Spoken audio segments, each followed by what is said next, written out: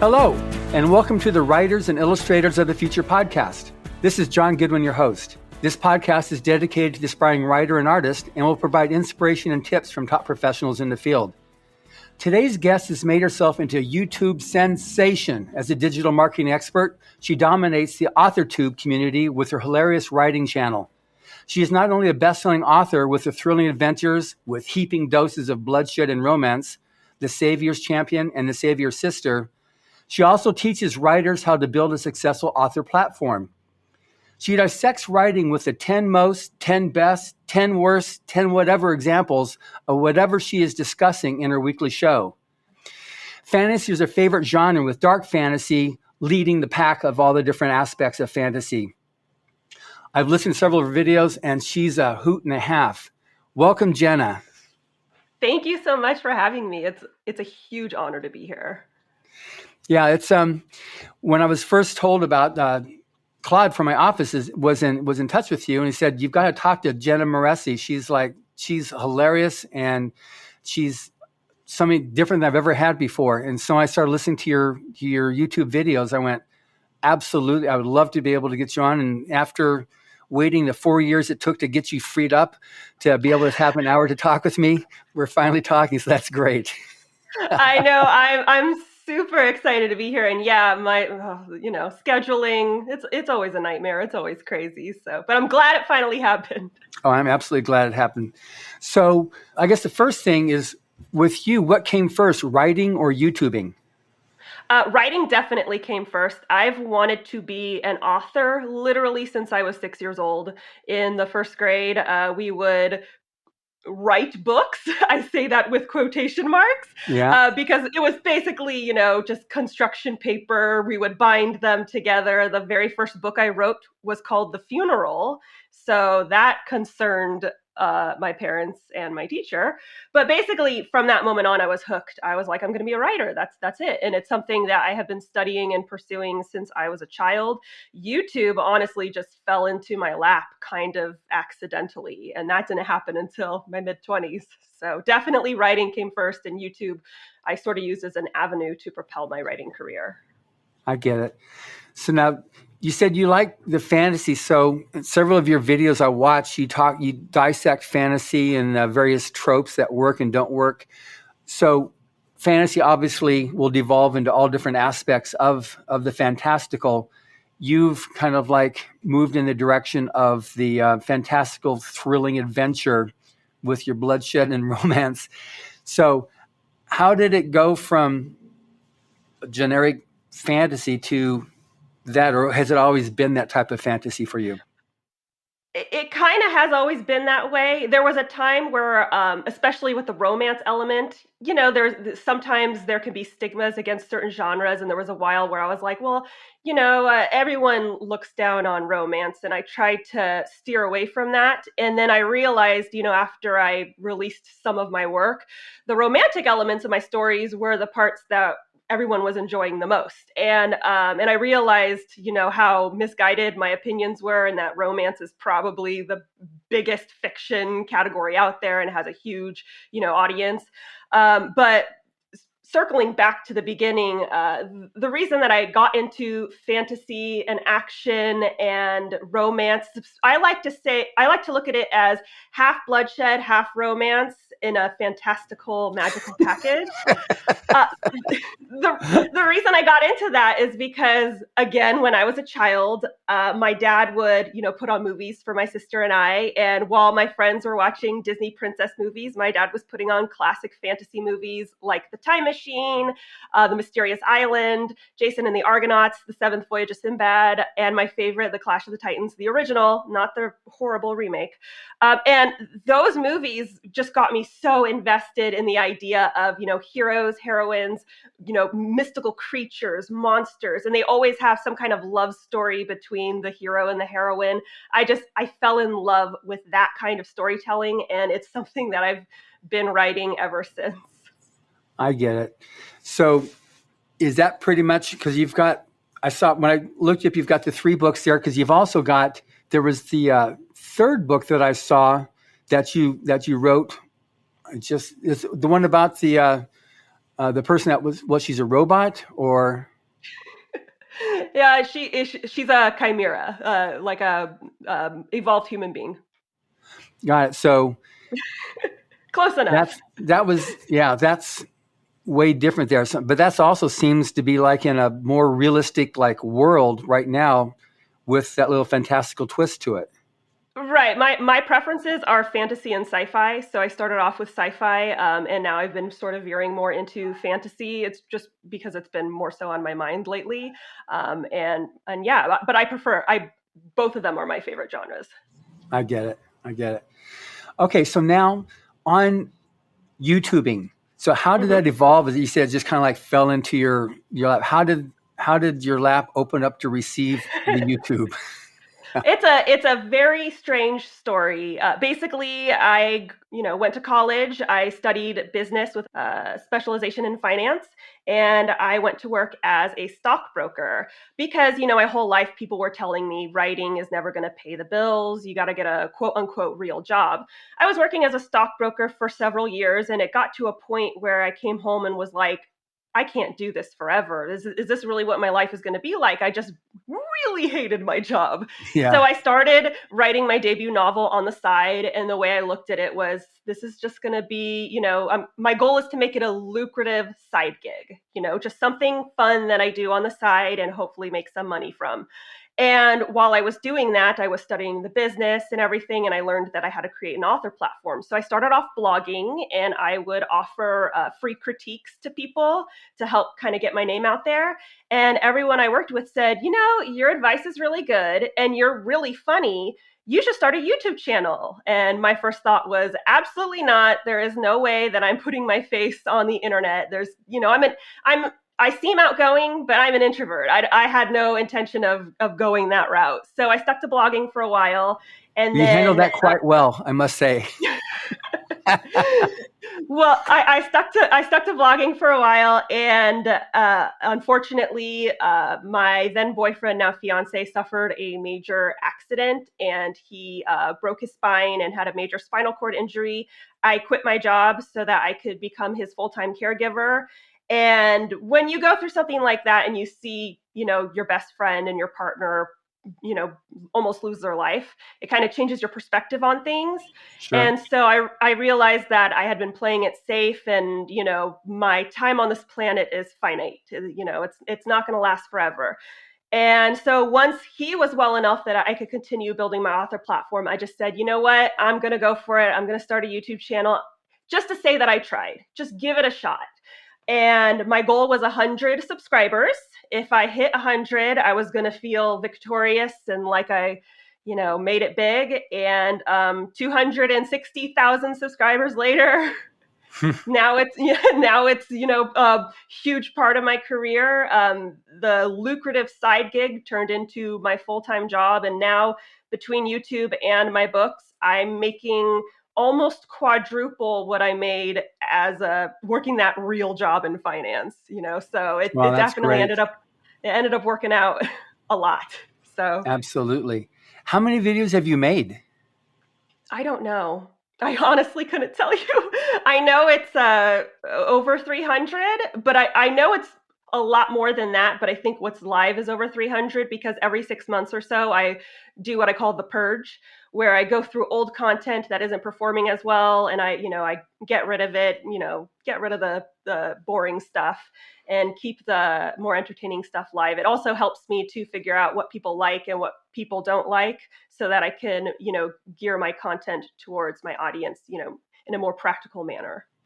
Yeah, because I asked that because having a YouTube channel isn't like oh yeah, I think I'm going to have a YouTube channel and just let's go for it. I'm going to build up 100,000 followers.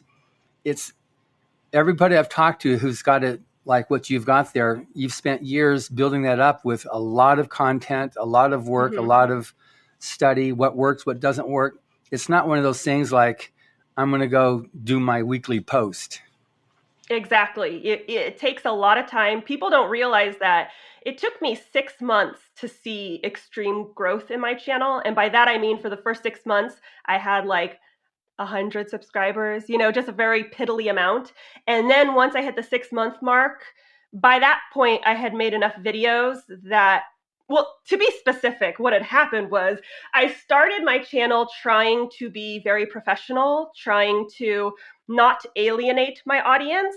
And once I got to the 6-month mark, I had like 100, 200 subscribers. I was like, you know what? Not that many people are here. No one's watching. I'm just going to be me.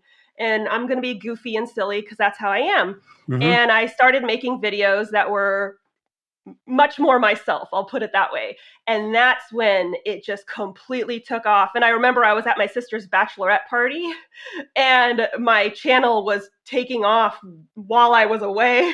And so everyone's celebrating my sister and I'm just looking at my phone like, oh my gosh, all these new subscribers. And so once I hit that point, it really took off from there. But it was 6 months of making weekly videos before that happened. And a lot of people quit way before then.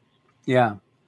So with your channel now, has it always been what you're, I mean, from the get-go, were you always trying to create videos to help writers, authors, how to do storytelling? Was that your objective from the get-go? Yeah. Part of it, well, the main reason was because the people I had been doing critiques for, they're like, your advice is really straightforward, it's really sound, you cut to the chase, and you're funny and you deliver it in a way that is palatable and makes us laugh.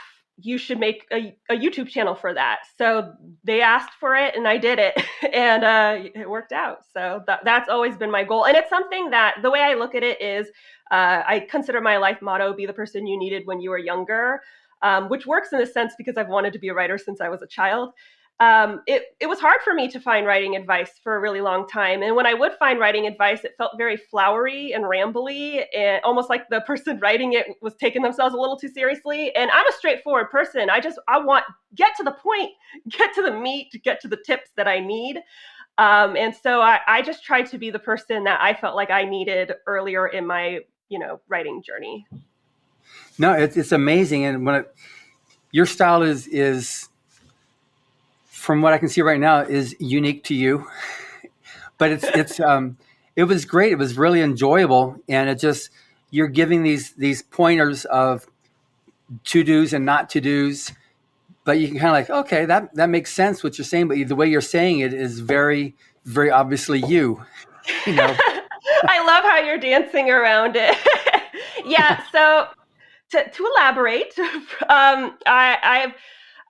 it's funny because I'm very much a square, in many facets of my life. I'm an introvert. I don't really party. I don't go out much, but I've always had a potty mouth. So that's my one little daring vice. And it's something that I've been made fun of my whole life. And that's just naturally how I am. And I think it's in part because I'm a very straightforward person. And sometimes the F-bombs and things like that, they add the extra punch of getting to the point.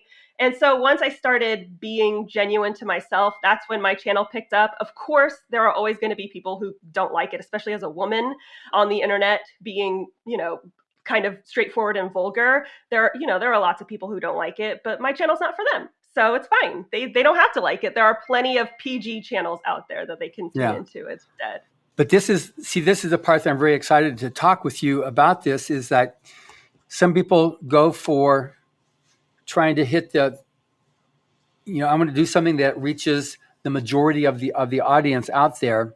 And there is the fact that if you go after, like, sometimes authors will go after politics and they'll take a political slant. Well, you're automatically going to alienate 50% of the people straight away as soon as you take a political stance. Mm-hmm. I actually haven't observed that you do that. You just you stick with the with your angle. Right. I'll talk about social issues as they apply to writing, like diversity in fiction and things like that. But I don't really talk about anything. If it's outside of writing, I'm not really touching on it. Yeah, which is what I do also with Writers of the Future.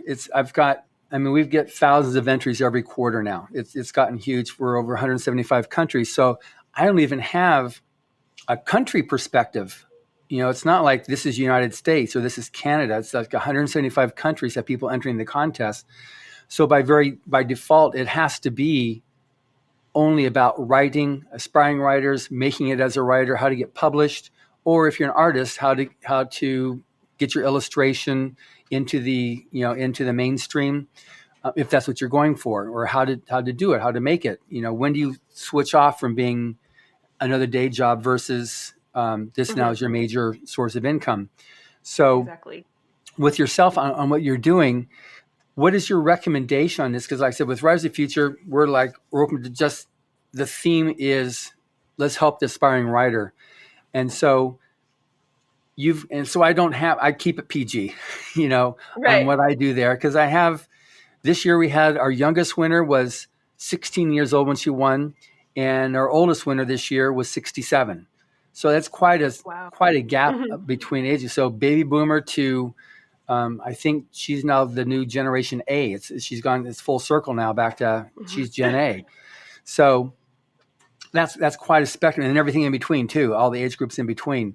So how have you worked that, or what do you see as the value or not of targeting a specific audience or trying to go for as much as you can with your fantasy?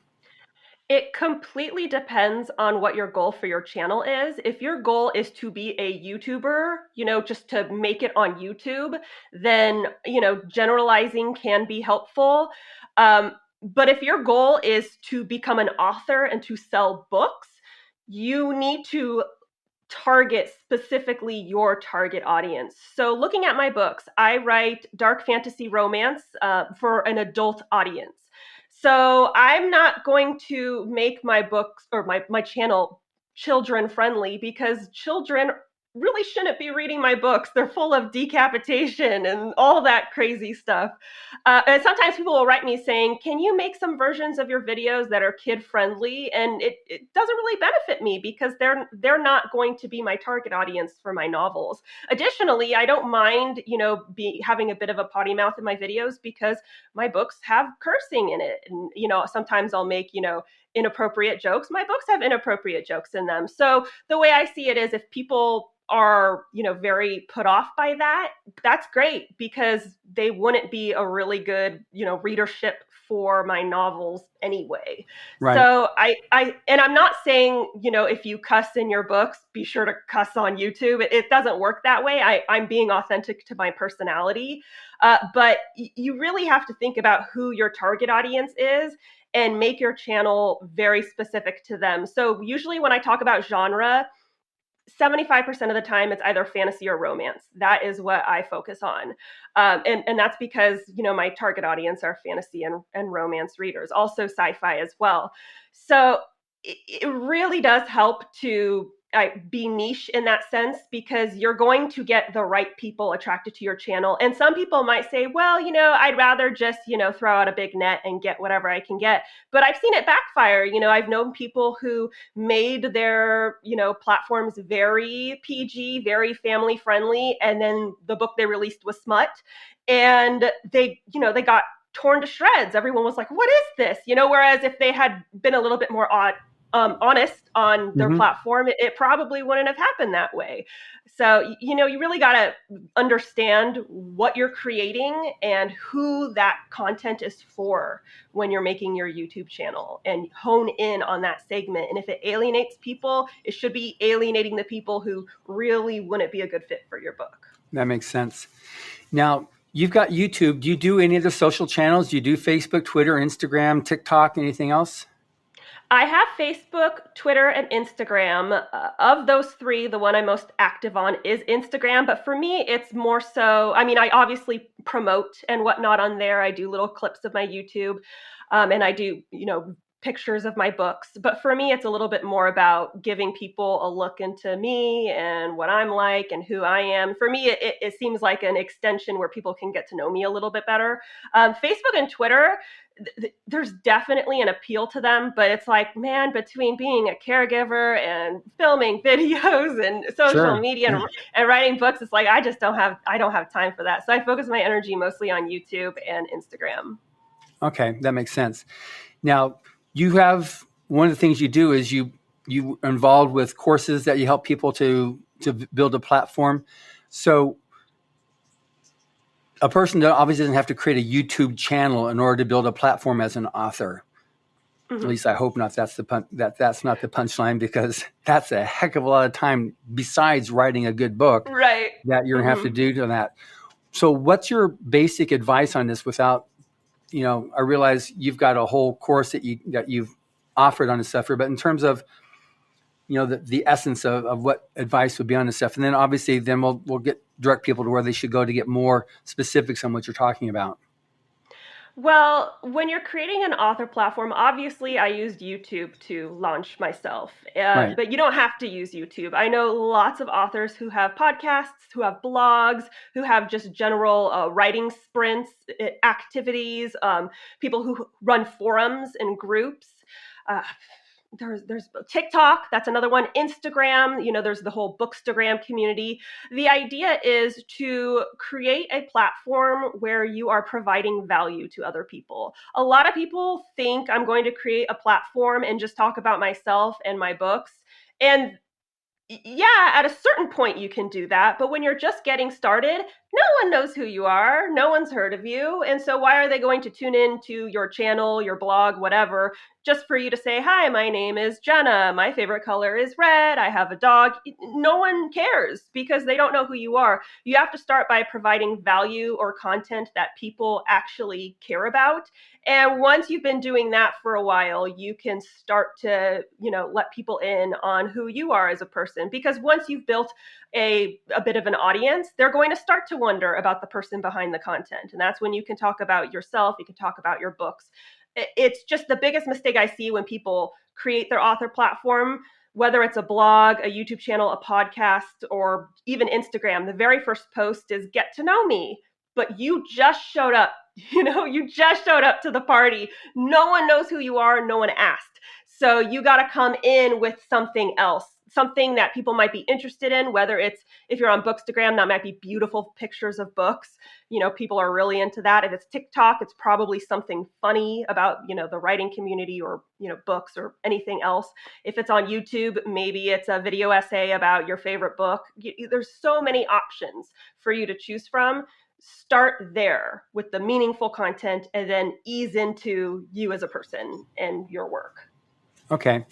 Now, on doing social media, I know what it's like in terms of biting off more than you can chew, and that's a definite thing there. So on giving it what's the right amount of time you should give it to be able to build up? Because somebody will say, especially maybe not just especially in the United States, but in the United States, it's that instant gratification. If you don't have the instant gratification, and forget it. This obviously isn't for me.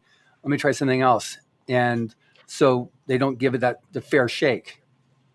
I would say, and this is not just because this is what happened with me on YouTube, but I would say at the very least 6 months, and a lot of people are not willing to wait that long. I would say at the 6-month mark, assess the situation, whether this is not working for me at all, or I don't enjoy this, because people can tell if you don't care. People can tell if you're not into it, or if maybe you still like it and you want to give it a chance, but you need to rework your strategy. I would say every 6 months, this is what I do with my platform, at least every 6 months, I look at my content, what's lacking, where I can improve, or what I should quit entirely. And be honest with yourself about stuff that you're just not really passionate about. I used to be a blogger. I hated blogging. It just wasn't for me. I love to write, but I want to write about romance and fantasy. I don't want to write about, I don't know, like daily life stuff. So I had to be honest and say, this isn't really for me. I prefer YouTube much more. So, be honest with yourself. If just because it worked for someone else doesn't mean it's going to work for you, and be honest about whether or not you're a good fit for the avenue that you've chosen. But like I said, I would assess every 6 months. And a lot of people, I've seen people make 4 videos and then quit after that. They're like, well, I only have 50 subscribers. What were you expecting? It's 4 videos, give it a chance. So yeah. And 6 months sounds like a long time, but sorry. That's how it is. It makes sense. And on YouTube, you've got to have a lot of content because YouTube, the channel itself needs to see that before it's going to be able to invest back in you. Exactly. Exactly. And you have to reach certain benchmarks for YouTube to even give you the perks that make being on YouTube valid. I don't know what the benchmarks are currently, because I started 8 years ago. But there was a certain point where once you have this number of videos, we can allow you to upload custom thumbnails. And custom thumbnails are a game changer for a channel. And once Yeah. you reach this number of views or this many minutes watched, you can monetize your videos, which obviously gives you, an extra stream of income. But you have to be doing it for a while to get there. I know people who have been on YouTube for years and they're still not monetized because they haven't reached that view count. So Yeah, I think it you takes have a to have while. 1,000 followers, and I think it's 500 or 1,000 hours, or maybe it's 4,000. It's a large number of hours Yeah. of being watched, Hmm. and then you have to the two factor verification, and then no complaints on your channel where you violate their rules. Those are the Hmm. 4 things you need to have now for YouTube. Because I had a Galaxy Press page, which was grandfathered in where I could then promote links. I could put links on a video that sends somebody off of the YouTube page. But on Rise of the Future, I didn't have that done. So I'm about halfway there right now on the number of hours watched to be able to put a link that can send somebody to go buy something, Hmm. to be able to Right. monetize.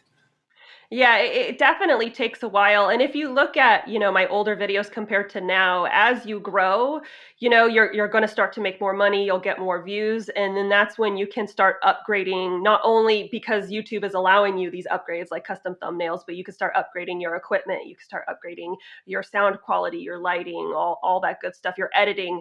And it takes a really long time. Like I said, I've been on YouTube for, I think, 8 years now. You got to be persistent and hardworking and dedicated. And, Yeah, I think that. it's not everyone has that. Yeah, but like you said, it's 8 years, so you can say, yeah, I've got 265,000 followers now Hmm. or subscribers. But someone, if they're going to do the first 5, I've only, you spent 6 months to even break 100, Hmm. and however many videos you made to actually make that happen. I just want to make sure people understand it's a real problem. Like even writers themselves, when I tried writing, I just couldn't get it. Well, how much Hmm. did you write? I wrote a story, and they, Yeah. you I know, see a lot of that because I get a lot of messages and comments and stuff. And a lot of people are looking for a formula, or in all aspects of writing, in creating an author platform, in writing a book. Everyone wants someone else to do it for them, or some kind mhm. of formula, or some kind of quick guide, something in a video that I'm releasing this month. One of the things I talked about is people will ask me, how do I write a villain? How do I write a likable character? What traits do I have to give them to make them likable? And it's like they want a formula for, this is what a likable character needs to have. They need to be generous, charming, and funny, and it's not that way. I have to tell Right. them, what do you find likable? This is something you have to sit and think. Yeah, Unfortunately, it's that way with storytelling. It's that way with building an author platform. You need to think, you need to invest the time, and you need to practice. I mean, my first videos were horrible compared to what I'm doing now, but I for took the sure. time to It's a practice and learning curve. learn. You need that learning curve. Exactly. Yeah. Exactly. So you made the comment about the use of profanity in your videos as well as in Hmm. your stories. It's interesting. There was so Ellen Hubbard wrote mostly stuff that was that was PG, but he wrote one series called Mission Earth, which would have yours may have been tame compared to, and he worked out a handling where every time there was some profane word, it went bleep, and that was put in with the computer that was translating from Voltarian, from the planet that was coming from, to English. It was programmed that it can't publish or write profanity. So every time profanity came up, it would go to bleep. And so everywhere they're going, sometimes some profanity would come up, it would just go bleep. And so it was very obvious that there was profanity, but you never saw it. So it makes it appropriate so that somebody who was in middle school, which we had a lot of kids read it when it first came out in the 80s, were able to do that. but it was a tool that he worked out. I've never heard it being used anywhere else before, but that was just the computer refused to print profanity, to translate profanity, so it just made it like that in the story. I'm not sure. That's Are so you very funny. familiar at all with L. Ron Hubbard as an author? I'm not so much. I mean, I'm familiar, slightly with the one that became a movie, but outside of that, not so much. Yeah. So Battlefield Earth is interesting. You mentioned that. Did you read the book or watch the movie? I watched the movie, but I haven't read the book. It's interesting. I did an interview recently, or a few months ago, with Roger Christian, who was the director of Battlefield Earth, and he was also he won his Oscar for Star Wars, and he talked about how he worked out some different things in the movie, and it's interesting. You've got some people will get into and just make disparaging comments because that's what they've heard or read or seen from before. But several of the things that he used in that movie, like the strings coming out of the nose, that's the new Doom movie. It's almost exactly what they used there in that one. And Wow. The spaceships, he said that the spaceships that he used in there were used in the next Star Wars movie. It was Wow. copied on that stuff. It was interesting talking to him about that. People that hadn't read the book just saw it as a different type of movie, but the whole slanted and the Dutch angles, you see that a lot right now in some of the more recent TV series, Mandalorian, Dutch angles. And that's, so it's just interesting how he said the main problem he had was that he was so far ahead of the curve that people it was too variant from the normal of what was out there. It was just interesting. When I've done a lot of interviews and I handle all the social pages for Battlefield Earth, and it's funny, it's getting closer to 50-50 on people liking it and not liking it, the movie. Some people saying, I actually really like the movie a lot, and the main problem you have with that movie, along with most any other movie that's made off of a book, is the movie is, with very few exceptions, is never the book. It's always some type of Hollywood. They make a little thing on it, like in Battlefield Earth, they've got these jets. Well, there's no jets in the book. There were never any Harrier jets in there, using the gas and stuff like that. That was a Hollywood thing to be able to, the budget didn't allow for that super duper high end special effects. So they had to use these other things here, and they couldn't afford going to Scotland to get where Johnny goes and the hero goes to get the people that work with him. So instead, they used some of the caves in nearby where they're recording in Canada, and that's where they got the cavemen to help on and stuff. So he explained what was happening and why it was done like that. It was very interesting getting his perspective as the director. Yeah. So anyways, that book there, when it came out, it was it hit the New York Times for multiple months, and it was the success of that is what sparked the Writers of the Future, and that's what created this contest back in '83. And now we're nearly 4 decades old, and I came on board when it was a young contest. So well, that's fantastic. Yeah. We love to see it. Yeah, so it's been very, very successful and stuff. And the whole purpose that he created it for was to provide a means for the aspiring writer artist to have their work seen and acknowledged. And now it's grown so much. The first year there was like 600 entries into the competition, and now there's like thousands of entries every quarter.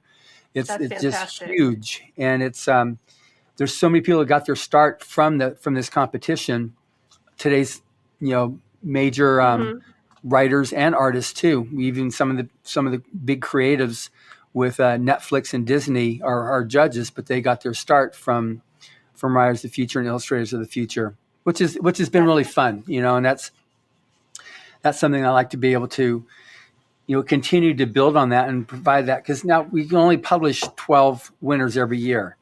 So obviously, if you have thousands entering every quarter, you've got a disparity there. So we started this thing now with honorable mentions, that people will get certificates, and editors take. If someone says I was an honorable mention in Rise of the Future, their work comes out of the slush piles. It's just gotten so popular and stuff, and that's part of why I was really excited to be able to talk with you. Is the audience that you reach said this is the first year we had a 16-year-old winner. We've rarely had somebody younger, 20 years old, as a writer winner, because they just need to be able to learn the language. Right. You Right. just have to write enough to be able to master the language to be able to do that. We have a lot of young illustrators, but not young writers. So I'm really hoping that with your audience, that they see there's another outlet that they can actually submit to, because the contest is free to enter and the judging is done blind. So all the judges see is a number and the work. So they have no Oh, I idea if love you're that. male, female, your age, nationality, ethnic, nothing. It's just straight, are you a good writer or aren't you a good writer? And so that's why I'm really hoping to be able to reach more of the millennial and Gen Z, because we're getting more of that type of talent that should be able to enter this contest and know about it. Right. And I just love any kind of platform that where writers are helping to uplift other writers, because sometimes, people can be competitive, and it's silly to me because, people can read more than one book at a time. So For sure. uplifting other writers makes more sense, not only from an ethical standpoint, but from, a business standpoint. It's kind of like, let's help each other, so I just love seeing any kind of organization that is, helping to other people get their shot, because it is a hard industry to break into. Yeah. Yeah.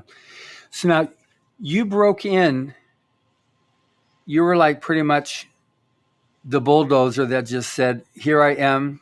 You're going to keep on seeing my face until you accept it. And that's my story, and I'm sticking to it.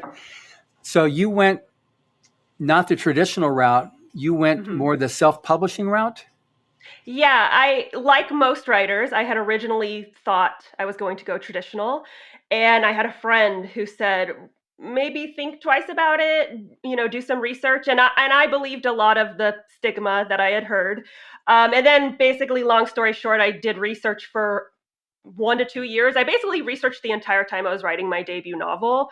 And by the end of it, I decided that I wanted to go indie. I think both routes are completely legitimate. I think there are pros and cons of either. But after all the research I did, I realized indie is definitely the best path for me.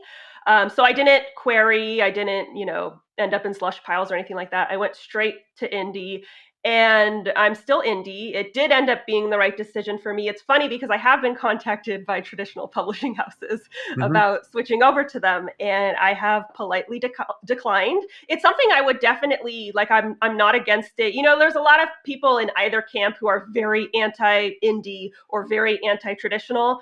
I don't feel that way. I feel, for me, it's a business, and you make the business decision that works best for you and your strengths and weaknesses. That's how I see it. I wouldn't be against going traditional, but they would have to offer me a contract that works better than what I'm currently doing for myself, and that hasn't happened. And right now, I'm in a really good spot with my writing and with the reach and with my sales. So like I said, it's something I'd be open to, but I'm not gunning for it. I'm really happy where I'm at. Yeah, I'm getting ready to do an interview coming up with A.G. Riddle. He's the one that also indie as well, and he now has more work now. He's been offered him because he's been so well. He wrote the Atlantis Gene, the Atlantis Plague. That was a very popular science fiction series that he's done. So he's very much went indie, and it's interesting. A.G. Riddle is Anne is his wife's name, and his name is Jerry. So it's A.G. Riddle. So it's a team that they're doing it. And he's not dissimilar to you. He was in corporate business, and he just decided to make the move because life is too short. And so I have the idea maybe it's going to be very similar to yours on your story as well when I talk to him. But it's I've had some of the Writers of Future judges, like maybe Anne McCaffrey. Remember her, the author who wrote all the Dragon series of Pern. Right. So like her son, Todd McCaffrey, is a judge. He does both indie and professional. All of his Dragon Riders of Pern books are through a regular publishing house, but everything else he does is indie. And we've got a few of the judges that are just like, indie is the way to go. That's just the way it is. And others, like that have themselves a good solid, like Orson Scott Card, Tim Powers. They do really well with their publishing houses, and they take care of this. They just write, and they don't have to do this other stuff. So I try to give both sides of the publishing coin. But on going indie route, So what's been for you the hardest part of going indie and then the most rewarding part of having gone indie? Well, I would say initially the hardest part is when I was just getting started. I didn't know any other writers. I wasn't really familiar with the community, so I basically had to learn everything on my own. I had to do the research by myself. It's part of the reason why I'm inspired to do my channel, is because I don't want people to be alone and make the same mistakes that I made. So I hit every single bump in the road. I had to deal with every single hurdle, and so now I'm trying to make it easier for other people. At this point in the gig, I feel like I've, gone through enough that, I've brushed off the cobwebs. It's like, okay, I've got my groove. I know how to do it. So at this point, I wouldn't really say that's much of an issue, but definitely getting used to it and figuring it out. That was the making all the mistakes, having all the, there would be nights where I'm panicking because my book's formatting is all messed up, and those bumps in the road. The most rewarding part, it's twofold. The first one I would say is the control. I'm a bit of a control freak. And a lot of writers who go indie, they say they like the creative control, and I, don't get me wrong, I love that. I like that I can write the stories and tell the stories I want to tell. One thing that a lot of my traditionally published friends have told me is that they will query, and for a long time, they're trying to write adult books like me.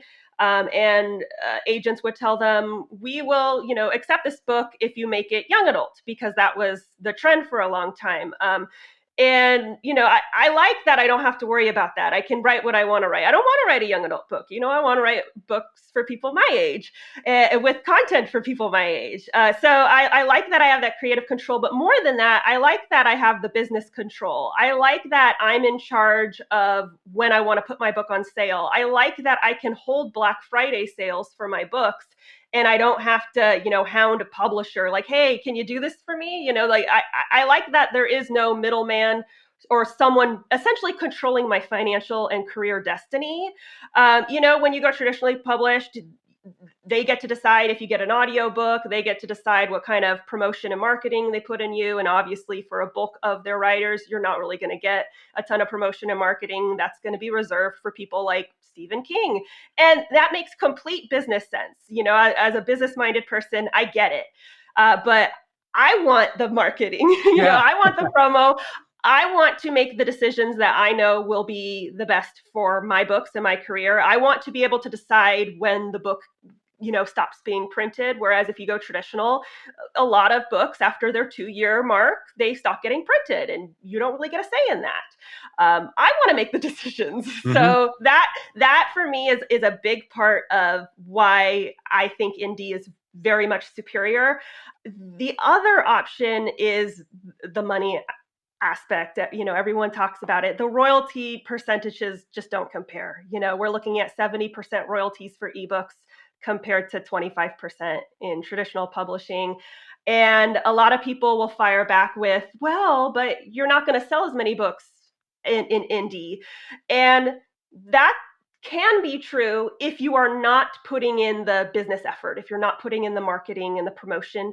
And a lot of people don't realize that's also true for traditional publishing. We see the famous people and we think everyone gets those numbers. A lot of traditionally published books only sell 250 books in the book's lifetime, Yeah. So no matter which route you go, it's going to be hard and you're going to have to market yourself. But I like the fact that, I'm marketing myself and I'm doing all this business work, but I'm getting all the profits. I'm getting all the reward. It's not going off to someone else. And so I'm making a lot more money than I would have made if I had gone traditional, probably. Yeah. And then now, do you print? Are you only ebook, or do you also have print books? I have print books. I have ebook, paperback, hardback, and audiobook. So do you go through an indie publisher, or is it all through the Kindle app? My books are available wide. So you can buy them on Barnes & Noble. You can buy them at Kobo, all that good stuff, Book Depository. I use Ingram Spark for my paperback and hardback books. I use Draft to Digital for all the non-Amazon ebooks. And then I use Amazon KDP for the Amazon ebooks. And then, of course, there's platforms like ACX for audiobooks so that it could go to Audible and iBooks and all that good stuff. So how did you do your audiobooks? I did it through ACX. They actually make it pretty easy. You basically list all the details about your audiobook and what kind of, narrator you want to hire. And you can either decide to do a royalty split, which is where you and the narrator each make 50%, or you can pay them up front. The nice thing about the royalty split is obviously you don't have to spend any money up front. The negative thing is if you are not a popular writer, not a lot of people are going to want to bite because they're thinking, I'm not going to make any money off this, so why am I going to do the work? Then paying them up front, the nice thing about that is you're going to get a lot more bites because it's guaranteed money. The bad thing is you have to pay them, so, it's just pros and cons to each side. But yeah, I just used ACX. I've worked with 2 narrators. One of my books has a male character, male lead, so I needed a male narrator. Another book has a female lead, so I needed a female one. And I loved working with them. They were amazing, and I'm hoping to hire them for pretty much everything I write in the future. They were just wonderful to work with, and it makes the process really, really easy because they're doing the work. I'm just sitting back and making sure they pronounce the names right and all that good stuff. For sure. And for anybody listening to this thing too, if for more information, I did an interview with Michelle Cobb, who's the president of the Audio Publishers Association a few months ago. So she goes a lot more into ACX as well as other forms you can use, as well as Robin Whitten, who's the publisher of Audiophile Magazine, talking about the history of audiobooks and different avenues you can go to get your audiobooks created if you're an indie author. Mm-hmm. So now on the type of audience that you reach. So we talked this a little bit before we started the interview. We got Gen A now, which is the youngins, which definitely is not what your audience. But then you've got Gen Z, Millennials, Gen X, on up to pretty much the boomers. So how do you work the audience that you're going after, both on your social as well as on your writing, and how do you make those things work so that you can get the maximum recompense, but also don't violate your own integrity, what you're trying to do yourself as an author, your voice? Well, again, it kind of comes back to the sort of books that I write. The main audience that seems to like my writing, I would say, is college age, maybe late high school, like 17, 18 years old, college age to around 40 years old. I would say it's 60% women, 40% men. So a little bit more on the female leaning. No matter what, whenever I create content, I want it to be authentic and genuine to me. So even if people request topics that I know I don't have a really good understanding of, or it doesn't matter how popular that topic request is. If I don't feel confident and qualified to talk about it, or I don't feel comfortable to talk about it, I'm not going to. So ultimately, being able to go to bed at night and be comfortable with who I am and what I'm putting out, that's always going to be number one. And being myself and being authentic to who I am, because I feel like that's it. To do it another way would be an insult to my audience. I want them to be able to trust me, right, which is another mistake that a lot of creators make.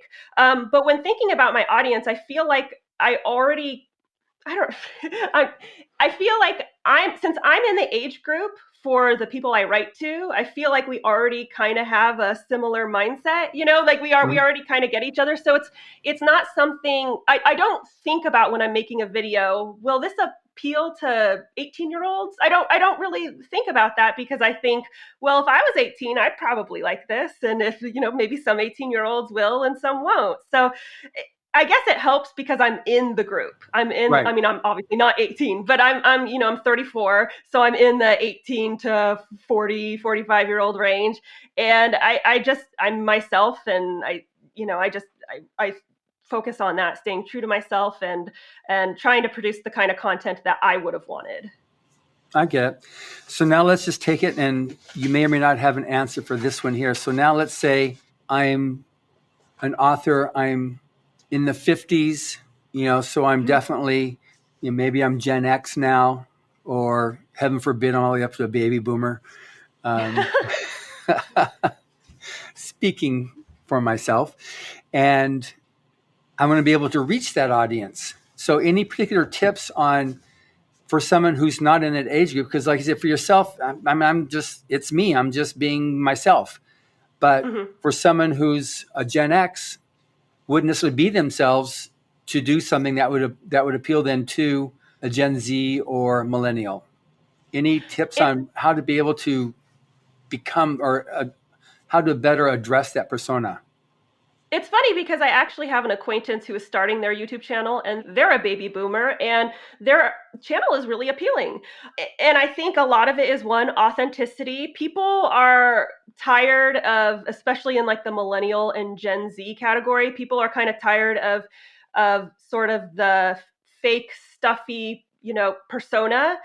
Being yourself goes a long way, whether that's someone like me who's kind of curt and straightforward and a bit of a potty mouth, or being really cutesy and flowery. And as long as you are being real, people appreciate that. They can tell when you're being phony and a fake. And I say that as someone who I've seen channels try to emulate me. So Yeah. someone will send me their video and be like, no one's watching it. I don't know what I'm doing wrong. And they're saying the F word every other sentence. They're like me times 10. And I say, well, is this really how you talk? And they're like, no, but it works for you. I'm like, well, I'm not doing that as a shtick. I'm doing that because that's how I talk. And you're not getting the likes because you come across fake. Be yourself. So I really think authenticity is a huge tool, but a lot of it comes down to recording quality and editing. You need to get rid of, especially on YouTube, you need to get rid of the the likes, the long pauses. If people are on YouTube, they want to get to the good stuff. They want it quick. So you got to dive in really, really fast. And what I've noticed is more common, maybe among boomers, is a little bit of a slower path to get there. Millennials and Gen Z, they want it now. I mean, look at TikTok. It's like 15-second video clips. They want it fast. So getting to the point, cutting out all the BS and ums and likes and pauses. And if we're going to go the technical route, audio quality matters the most. You can get by with not so great video footage or not a crappy camera, bad lighting. You can manage with that, but if your audio is harsh and grating, people are not going to want to stick around because it's going to hurt their ears. So those are my top 3 pieces of advice. And I know saying be authentic sounds so cliche, but it really it makes a huge difference. It makes sense because people get into trying to emulate somebody else and they think, okay, good. So I'm going to be like Stephen King. Well, Stephen King is Stephen King. You got to be yourself. And while it's true that sometimes when you initial write, you're going to try to be like who you like, but at some point you need to develop your own voice. That's why Owen Hubbard and several of the other older judges throw away your first million words. I mean, he used to write 100,000 words a month and publish, 100,000 words a month. And he was very popular. When he wrote Battlefield Earth, which is 435,000 words, that was like in 8 months he wrote that in. In the Mission Earth, which was also, that was 1.2 million words, and that was under 10 months he wrote that in. And that was broken into 10 books, and they were all 10 New York Times bestsellers. So, yeah, I mean, he definitely had a lot of the ability to write. But I think the Mission Earth will be really good for this audience, for the millennial and Gen Z, because it is like what you're saying there. It's just like lays things bare. This is what's happening. There's no, to an older audience, it's like, oh, they shouldn't say that. That's not good, because it's just very much in your face about the quirks of life on planet Earth, the criminality and just the stuff that people, it needs to change, so, but that's interesting that you gave those 3 points there on speeding it up. Okay. What are you going to say? Cut to the chase. Come on. What is it? What is it? Tell me so I can get, and even though you have a lot to say it faster. Yeah. And it's not even, you don't have to speak fast, but at least cut out the parts that are dragging and don't repeat yourself all the time. That's where the editing comes into play. Make it very crisp and as short as you can possibly make it while still keeping the content you need. Yeah. Because how long are your YouTube videos? What's your average? They're usually around 15 minutes, anywhere between 11 and 16 minutes. Yeah, so mine are nice and short hour. Well, it's different for podcasting. With podcasting, people are, they're driving in their car, they're doing the dishes. It's a completely different environment and landscape. And so, I have a ton of friends who are millennials and they have podcasts and they're all an hour long. So definitely it's different. But with YouTube, it's someone who's sitting in front of their computer staring at this video. And unless you've got insane graphics and it's an amazing movie like Netflix or something, no one wants to sit and watch an hour-long lecture about, with talking heads. I don't know, world building or something like that. It's got to be more compelling. Yeah. So now what do you have that's coming down the pike for you on your books? Are you you've got two in this one series I talked about when I first announced you on the Savior's Champion and Savior's Sister? Are you going to have more in that series? Yes. So the Savior's Champion and the Savior's Sister are the first two books in the Savior series. It's my dark fantasy action adventure romance series. Just throwing it out there, the Savior's Champion was voted one of the best books of all time by a book depository. No big deal. That's not that video. That's definitely worth saying. You better thump your chest on that one there. Right. I always joke with my fiance, that's going to be on my tombstone. That's the highlight of my life. But I'm working on the third book in the series, The Savior's Army, which I am hoping to have out in 2022. I am also working on another project, but I haven't said anything about it publicly yet. So it's a secret. So we'll just leave that as a teaser for people. There's something secret and extra fun and exciting coming out soon. Oh, that's great. Now, with respect to your YouTube channel, what is that channel so people know to check out what we've been talking about here so they can get a taste of the real Jenna? Absolutely. So you can find me at youtube.com. The unfiltered Jenna, excuse me. Exactly. So you can find me at youtube.com/Jenna Moreci, or you can just go to YouTube and type in Writing with Jenna Moreci. But just, if you're a parent, have the kids in the other room because I make lots of special jokes. So, but hey, it's straightforward writing advice. I cut the BS. I give you the truth. And someone recently described it as authentically chipper cynicism. So if you like that, check it out. That's great. I'm so happy I had a chance to chat here on this here because it's something that this audience here, I know a lot of people want to be able to reach this audience, and on social media, you've got your own pace that you do and you're not really certain where to take it. And so I think this has been very helpful, at least for me. I know what I'm going to be doing now. I wanted to do the interview just so I could then make my own notes of what to do to deal with millennial and Gen Z audience marketing and to increase my platform to that audience. Well, happy to help. Thank you very much there. And thank you for listening. Subscribe to the Writers of the Future podcast wherever you get your podcasts. We have also been syndicated on the United Public Radio Network, where you can find these podcasts as well. Writers and Illustrators of the Future are contests created by L. Ron Hubbard to provide a means for the aspiring writer and artist to be seen and acknowledged. It is free to enter and open to amateur short story writers and artists of science fiction or fantasy. Again, thank you very much, Jenna. Thank you. It's been a huge honor to be here. I had a blast. That's great.